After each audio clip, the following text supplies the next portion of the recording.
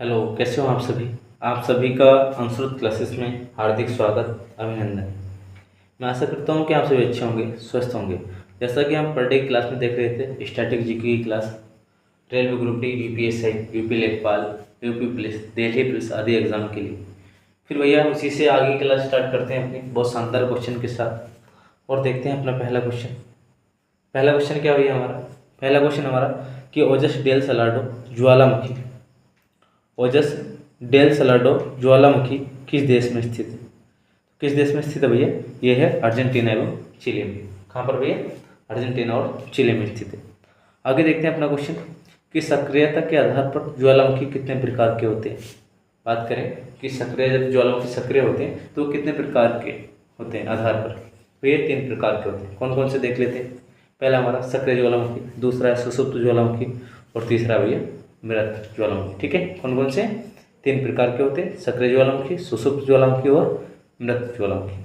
आगे देखते हैं अपना क्वेश्चन। ऐसे ज्वालामुखी जो लंबे समय से सक्रिय नहीं हुए किंतु भविष्य में कभी भी सक्रिय हो सकते हैं, उन्हें क्या कहते हैं? तो उनको कहते हैं भैया सुषुप्त ज्वालामुखी। क्या कहते हैं भैया? सुषुप्त। ऐसे ज्वालामुखी जो लंबे समय से सक्रिय नहीं हुए बट भविष्य में कभी भी सक्रिय हो सकते हैं, तो उनको भी सुषुप्त ज्वालामुखी कहते हैं। आगे देखते हैं अपना क्वेश्चन कि विश्व का सर्वाधिक सक्रिय ज्वालामुखी कौन सा है? विश्व का सर्वाधिक सक्रिय ज्वालामुखी कौन सा है? तो भाई ये है किलाई। कौन सा भैया? किलाई। और ये कहाँ पर स्थित है किलाई ज्वालामुखी? ये है हवाई द्वीप पर स्थित। ठीक है भैया, कहाँ पर? हवाई द्वीप पर। आगे देखते हैं अपना क्वेश्चन कि माउंट किलिमंजारो किस श्रेणी का ज्वालामुखी है? जो माउंट किलिमंजारो है हमारा ज्वालामुखी, वो किस श्रेणी का? तो भाई ये है शांत ज्वालामुखी। कैसा भैया? शांत। आगे देखते हैं अपना क्वेश्चन कि अंडमान निकोबार के नारकोडम द्वीप पर स्थित ज्वालामुखी किस प्रकार की ज्वालामुखी? जो अंडमान निकोबार के नारकोडम द्वीप पर स्थित है वो कैसा ज्वालामुखी है भाई? तो वो है सुषुप्त ज्वालामुखी। कैसा भैया? सुषुप्त ज्वालामुखी। आगे देखते हैं अपना क्वेश्चन सिलिकॉन, कार्बन एवं जर्मेनियम किसके उदाहरण? सिलिकॉन, कार्बन एवं जर्मेनियम किसके उदाहरण? भाई ये है अर्धचालक के उदाहरण। किसके भैया? अर्धचालक के। अगला क्वेश्चन हमारा कि अर्धचालक की चालकता किस ताप पर अधिकतम होती है? अर्धचालक की चालकता किस ताप पर अधिकतम होती है? तो भाई ये होती है शून्य ताप पर। किस पर भैया? शून्य ताप पर होती है अर्धचालक की चालकता अधिकतम।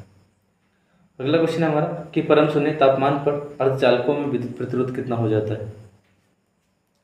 परम शून्य तापमान पर अर्धचालकों में विद्युत प्रतिरोध कितना हो जाता है? भाई ये हो जाता है अनंत। कितना भैया?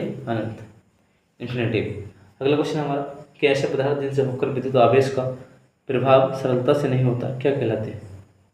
क्या क्वेश्चन भैया हमारा कि ऐसे पदार्थ जिनसे होकर विद्युत आवेश का प्रभाव सरलता से नहीं होता क्या कहलाते हैं? तो भाई ये कहलाते हैं अचालक। क्या कहलाते हैं भैया? अचालक कहलाते हैं।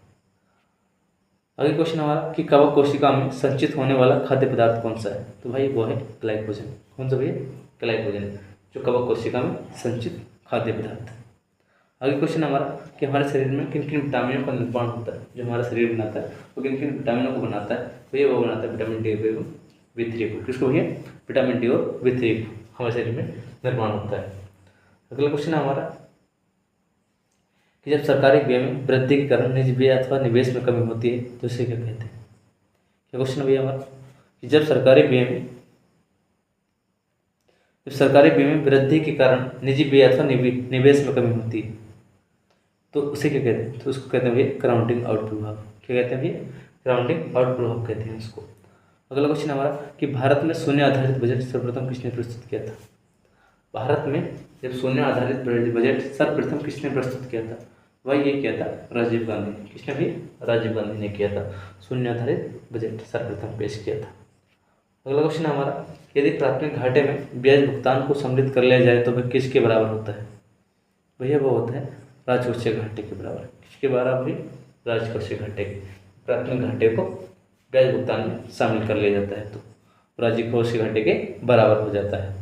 आगे देखते हैं अपना क्वेश्चन कि भारत का पहला अंतरिम बजट किसने कब और प्रस्तुत किया था? भाई क्वेश्चन भैया हमारा कि भारत का पहला अंतरिम बजट किसने और कब प्रस्तुत किया था? तो भैया ये किया था मोरारजी देसाई ने किया था। और कब किया था? 1962-63 में। ठीक है, पहला भारत का अंतरिम बजट। आज के लिए इतना ही। Thank you so much.